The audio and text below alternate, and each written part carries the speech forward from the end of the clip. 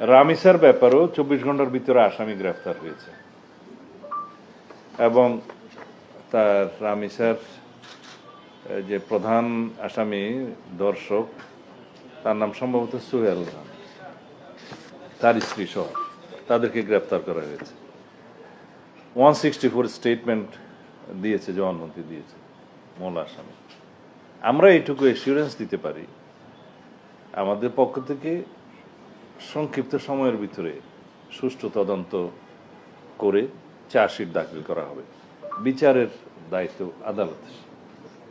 এইটুকু এসিউরেন্স দিতে পারি যে সম্ভাব্য সংক্ষিপ্ত সময়ের ভিতরে একটা দৃষ্টান্তমূলক বিচার সম্পন্ন হবে। সাজার কথা তো আমি বলতে পারবো না। বলেছেন যে রামিসা এই হত্যা মামলা সংক্ষিপ্ত সময়ে তদন্ত করে অভিযোগ দায়ের করবেন। আপনি কি কোনো নির্দিষ্ট টাইম বলবেন যে এই কদিন? না, আমার কাছে আজকে পুলিশ ডিপার্টমেন্ট থেকে যে কাগজটা দিয়েছে তাতে আমি 164 এর যে ভাষাটা দেখেছি, 164 স্টেটমেন্টে, তাতে করে মূল আসামি তার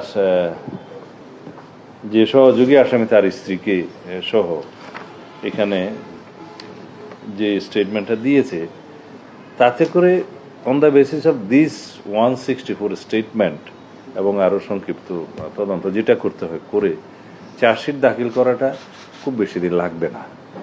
তো সেই ক্ষেত্রে আদালতের কিছু প্রসিজিওর আছে, আসামি পক্ষের আইনি অধিকার আছে, তারা আদালতে হয়তো তার আইনজীবী সময় নেবে, এগুলো সবকিছু বিবেচনায় নিতে হবে। না, চার্জশিটের ক্ষেত্রে তো আমি বললাম যে আমাদের কাজটা আমরা দ্রুততম সময়ের ভিতরে দিতে পারবো।